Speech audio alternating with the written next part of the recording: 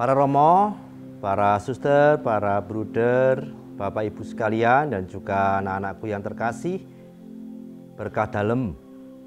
Kita pada kesempatan ini ingin menyampaikan bahwa pada bulan Mei 2024 dijadikan bulan katekese pendidikan oleh Keuskupan Agung Semarang.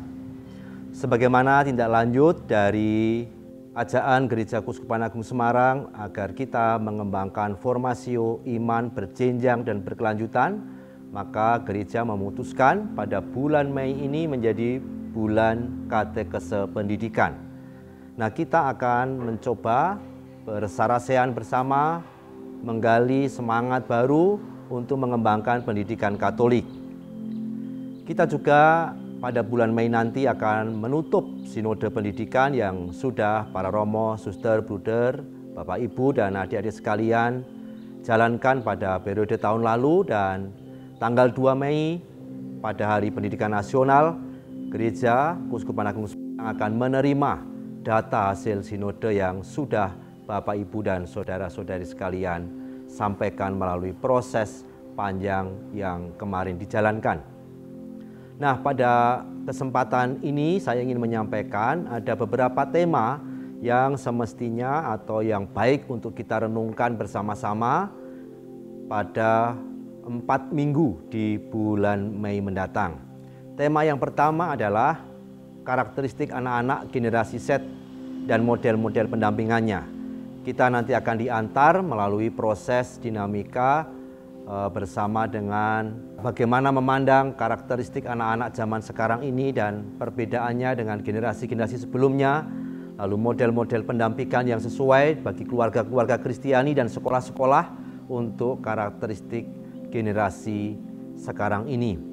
Ini tema yang pertama. Sementara tema yang kedua ini akan kita lakukan pada minggu kedua di bulan Mei, yakni keluarga dan sekolah Katolik. Kita tahu bahwa keluarga adalah lokus untuk pembentukan habitus atau budaya bagi perkembangan iman Katolik dan karakter bagi anak-anak.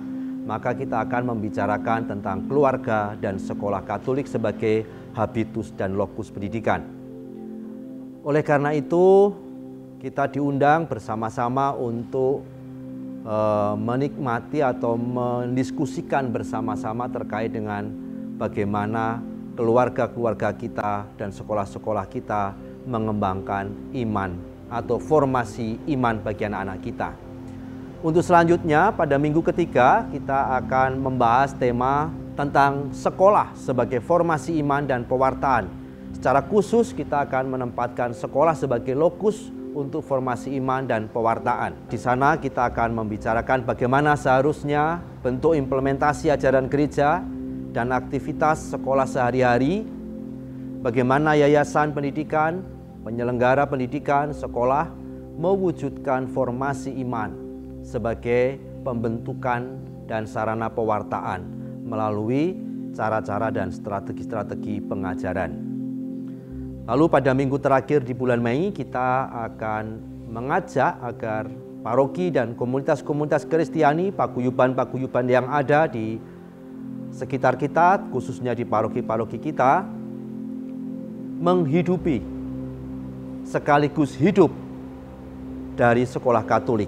Jadi tema yang ditawarkan adalah paroki dan komunitas-komunitas itu hidup dari dan menghidupi sekolah-sekolah Katolik. Oleh karena itu, kita juga bersyukur umat paroki terlibat dalam pendidikan untuk sekolah-sekolah Katolik. Dan terus-menerus kita kuatkan jejaring kerjasama paroki dalam penyelenggaraan pendidikan baik yang formal maupun non-formal demi formasi iman berkelanjutan dan berjenjang. Oleh karena itu, saya mengundang para romo, Bapak Ibu, suster, bruder, mari memanfaatkan pada bulan Mei ini untuk menjadi kesempatan bagi kita untuk berdiskusi, berdialog, berdiscernment, mencari kehendak roh, kehendak Tuhan, agar proses pendidikan bagi anak-anak kita, terutama pendidikan iman dan karakter, sungguh-sungguh semakin berkembang dan semakin matang, sehingga gereja ke depan semakin subur dan menjadi berkat. Salam, terima kasih, dan berkah dalam.